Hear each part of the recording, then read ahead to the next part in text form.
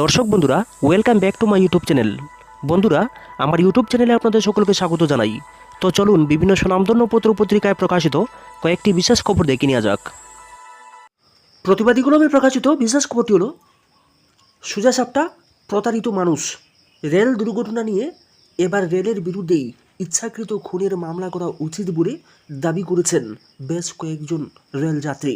সোমবার সকালের রেল দুর্ঘটনার জন্য রেল কর্তৃপক্ষকে পুরোপুরি দায়ী করে ওই রেলযাত্রীদের দাবি, এবারও সময় এসেছে রেলের বিরুদ্ধেই ইচ্ছাকৃত মানুষ খুনের মামলা করা উচিত। হয়তো ক্ষুব্ধ যাত্রীরা আবেগপ্রবণ হয়েই এই দাবি তুলেছেন। তবে ঘটনা হচ্ছে, যারা নিরাপদ যাত্রার প্রতিশ্রুতি পেয়ে রেল যাত্রা করেন তাদের যে এইভাবে বেঘুরে প্রাণ দিতে হলো তার আসল দায়কার। গত কয়েক বছর ধরেই দেখা যাচ্ছে যে কখনো বুলেট ট্রেন তো কখনো বন্দে ভারত নিয়ে দেশের প্রধানমন্ত্রী ও রেলমন্ত্রী অত্যধিক ভাষণমুখী হয়ে পড়েছেন। একদিনে একই সাথে ভিডিও কনফারেন্সে একাধিক বন্দে ভারত বা বুলেট ট্রেনের উদ্বোধন করছেন প্রধানমন্ত্রী ও রেলমন্ত্রী। দেখা গিয়েছে যে বুলেট ট্রেন বা বন্দে ভারত নিয়ে দেশের প্রধানমন্ত্রী ও রেলমন্ত্রী যেভাবে দেশকে বিশ্বের অন্যতম সেরা রেলযাত্রার দেশ বলে দাবি করে আসছেন, বাস্তবে আমজনতার ভরসার রেলগুলি কিন্তু দিন দিন তত বেশি খারাপ সার্ভিস দিচ্ছে। কিছুদিন আগেই দেখা গিয়েছে বন্দে ভারতের বেহাল চিত্র। টিকিট ছাড়া শত শত লোক ট্রেনে চড়ে বসেছেন, বাদ যাচ্ছেন না অন্য ট্রেনগুলিও। গুয়াহাটি আগরতলা রেলপথ তো বছরে দুই একবার বন্ধ হতে দেখা যাচ্ছে। এই রাজ্যে রাজধানী এক্সপ্রেস তুলে দিয়ে এখন চলছে তেজস। যারা তেজস চড়েছেন তাদের অভিজ্ঞতা ভালো নয়। 4-5 হাজার টাকার টিকিট, কিন্তু সার্ভিস সাধারণ মানের মতোই। আসলে রেল নিয়ে যতটা প্রচার দেশের প্রধানমন্ত্রী ও রেলমন্ত্রী করেন তার সাথে কিন্তু বাস্তবের মিল কম। ফলে প্রচারে আকৃষ্ট হয়ে যারা নিরাপদ যাত্রা ভেবে রেলে চড়েন এবং যখন তাদের ভয়াবহ রেল দুর্ঘটনার শিকার হতে হয়, তখন তো স্বাভাবিকভাবেই তাদের মনে রাখা ক্ষোভ তৈরি হতে পারে। মানুষের দাবি, তারা মিথ্যা ভাষণে প্রতারিত হচ্ছেন। মহারাষ্ট্রে নতুন সমস্যায় বিজেপি জোটের সরকার। গভীর রাতে মহারাষ্ট্রের মুখ্যমন্ত্রী একনাথ শিন্ডে বৈঠক করেছেন দুই উপমুখ্যমন্ত্রী দেবেন্দ্র ফডনবিস এবং অজিত পাওয়ারের সঙ্গে। আর তারপরেই মহারাষ্ট্র বিজেপির কয়েকজন গুরুত্বপূর্ণ নেতা রওনা হয়েছেন দিল্লির উদ্দেশ্যে। সোমবার রাত থেকে চলা এই ঘটনা প্রবাহের জেরে মারাঠা রাজনীতিতে নতুন করে জল্পনা শুরু হয়েছে। যদিও শাসক জোটের দাবি, লোকসভা ভোটের ফলাফল পর্যালোচনা করতেই অজিতের সরকারি বাসভবনে ওই বৈঠকের আয়োজন হয়েছিল। লোকসভা ভোটের পরেই নতুন করে টানাপোড়েন শুরু হয়েছে মহারাষ্ট্রের বিজেপিতে। শিবসেনা এবং অজিতপন্থী এনসিপির জোট। লোকসভার পরেই নতুন করে টানাপোড়েন শুরু হয়েছে মহারাষ্ট্রে বিজেপি, শিবসেনা এবং অজিতপন্থী এনসিপির জোট মহাদ্যুতির অন্দরে। শিন্ডে শিবিরের কয়েকজন বিধায়ক শিবসেনা ইউবিটি প্রধান উদ্ধব ঠাকরের সঙ্গে যোগাযোগ করেছেন বলে খবর।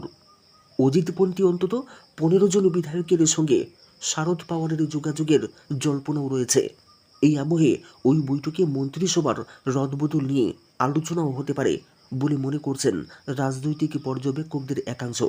আগামী 27 জুন থেকে মহারাষ্ট্র বিধানসভায় বাদল অধিবেশন শুরু হচ্ছে, চলবে 12 জুলাই পর্যন্ত। বাদল অধিবেশনে শাসক জোটের ঐক্য বজায় রাখার বিষয়টি নিয়ে বৈঠকে আলোচনা হয়েছে বলে বিজেপির একটি সূত্র জানিয়েছে। চলতি বছরের অক্টোবরে মহারাষ্ট্রে বিধানসভা ভোট হওয়ার কথা রয়েছে। সোমবারে বিজেপির তরফে সে রাজ্যের বিধানসভা ভোটে পর্যবেক্ষক এবং সহ পর্যবেক্ষক হিসাবে নিয়োগ করা হয়েছে নরেন্দ্র মোদী মন্ত্রিসভার 2 সদস্য ভূপেন্দ্র যাদব ও অশ্বিনী বৈষ্ণবকে। তাদের সঙ্গে বৈঠক করতেই রাজ্য নেতারা দিল্লি গিয়েছেন বলে ওই সূত্রে খবর। লোকসভা ভোটে বিজেপি মুখ্যমন্ত্রী একনাথ শিন্ডের নেতৃত্বাধীন শিবসেনা এবং অজিতপন্থী এনসিপির পাশাপাশি এনডিএতে ছিলেন রাষ্ট্রীয় সমাজ পক্ষের নেতা মহাদেব জানকর। পাশাপাশি রাজ ঠাকরের নেতৃত্বাধীন মহারাষ্ট্র নবনির্মাণ সেনা এমএনএসও সমর্থন জানিয়েছিল এনডিএকে। তবু বিপর্যয় এড়ানো যায়নি। 48টি লোকসভা আসনের মধ্যে এবার বিরোধী জোট মহাবিকাশ আঘাড়ি তথা ইন্ডিয়া মঞ্চ পেয়েছে 30টি আসন। তার মধ্যে কংগ্রেস 13টি, উদ্ধবের শিবির 9টি এবং শারদ পাওয়ারের এনসিপি 8টিতে জিতেছে। অন্যদিকে বিজেপির নেতৃত্বাধীন মহাদ্যুতি জোট বিজেপি, অজিতপন্থী এনসিপি, একনাথ শিন্দেপন্থী শিবসেনা জিতেছে 17টি আসনে। বিজেপি 9টি, শিন্দে 7টি, অজিতপন্থী এনসিপি পেয়েছে মাত্র 1টি আসন। সাংলি লোকসভা কেন্দ্রে জিতেছেন নির্দল প্রার্থী তথা প্রাক্তন কংগ্রেস নেতা বিশাল পাটিল।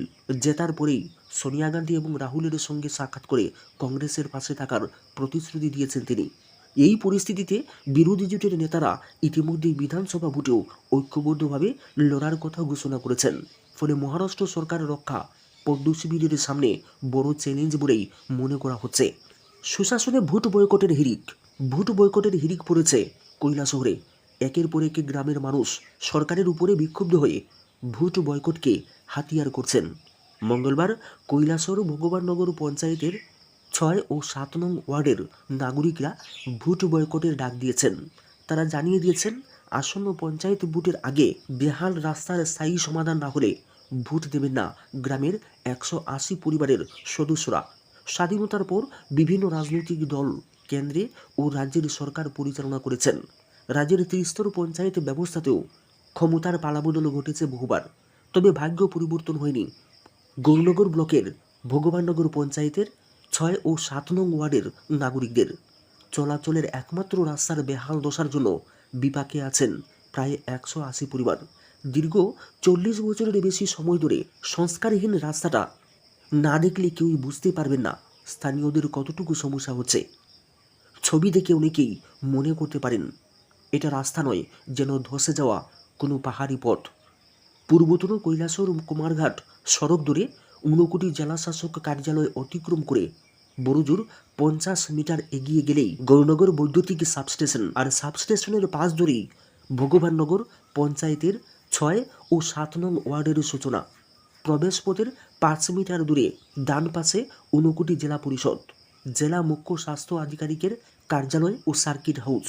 অপরদিকে ভগবাননগর 6 ও 7 নং ওয়ার্ডের রাস্তার প্রবেশপথের ঠিক বিপরীতে জেলা পরিবহন কার্যালয়।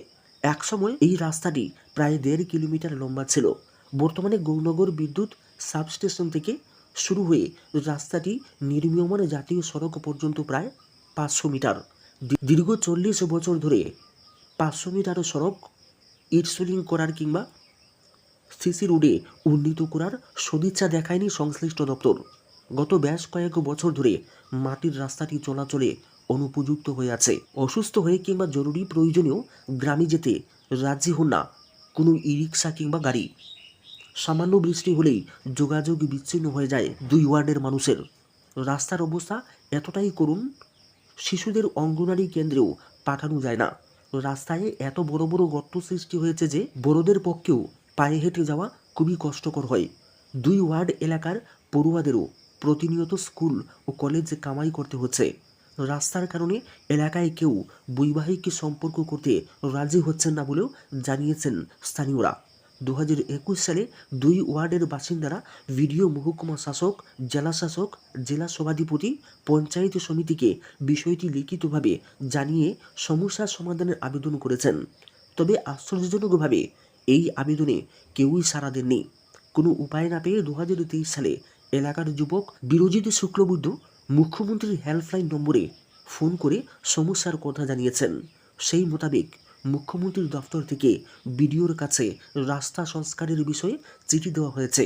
সেই চিঠি দেওয়ার পর স্থানীয়দের মনে কিছুটা আশার সঞ্চার হয়েছিল, কিন্তু মুখ্যমন্ত্রীর দপ্তরের কাছ থেকে সেই চিঠি আসার 1 বছর অতিক্রান্ত হয়ে গিয়েছে। আজ পর্যন্ত কোনো পদক্ষেপ নেওয়া হয়নি। মঙ্গলবার 6 এবং 7 নং ওয়ার্ডের বাসিন্দারা দলমত নির্বিশেষে সর্বসম্মতিক্রমে সিদ্ধান্ত নিয়েছেন তারা সমস্ত নির্বাচন বয়কট করবেন। অবজারভার নিয়োগ করল কংগ্রেস, শীঘ্রই বসছে ইন্ডিয়া নেতৃত্বে বৈঠক। আসন্ন ত্রিস্তর পঞ্চায়েত নির্বাচনকে সামনে রেখে সিপিআইএম রাজ্য কমিটির বৈঠক বসে আগামী জুলাই মাসের প্রথম দিকে। তার আগে মহকুমা স্তরে বৈঠক চলছে। সিপিআইএম সর্বশেষ কমলপুরে বৈঠক অনুষ্ঠিত হয়েছে। এইসব বৈঠকগুলোতে মিত্র শক্তিদের সঙ্গে আসন সমঝোতা কিংবা আঘাত বিষয়ে আলোচনা চলছে। সিদ্ধান্ত চূড়ান্ত নয় এখনও। সূত্রের দাবি, সিপিআইএম রাজ্য সম্পাদক জিতেন্দ্র চৌধুরী পিসিসি সভাপতি আশিস কুমার সাহার সঙ্গে একপ্রস্ত কথা বলেছেন। তাতে আসন্ন ত্রিস্তর পঞ্চায়েত নির্বাচনে আসন সমঝোতা কিংবা আতাদি বিষয়ে আলোচনা হয়েছে। চূড়ান্ত কোনো সিদ্ধান্ত হয়নি। জানা গিয়েছে খুবই শীঘ্রই ইন্ডিয়া টিমের বৈঠক হবে। সদ্য সমাপ্ত লোকসভা নির্বাচনে 8টি দল এক জায়গায় এসেছে। এইসব দলের নেতারা এক জায়গায় বসে বৈঠক করবেন ত্রিস্তর নির্বাচনকে সামনে রেখে। এই দিক থেকে ইন্ডিয়া টিম মনে করে বিজেপিকে কোনোভাবেই ময়দান ছেড়ে দেওয়া যাবে না, আর বিরোধীরা ঐক্যবদ্ধ সেটা বারবারই বোঝাতে হবে। সেই দিক থেকে আসন্ন ত্রিস্তর পঞ্চায়েত নির্বাচনে ঐক্যবদ্ধ লড়াই চায় একটা বিরাট অংশের নেতৃত্ব।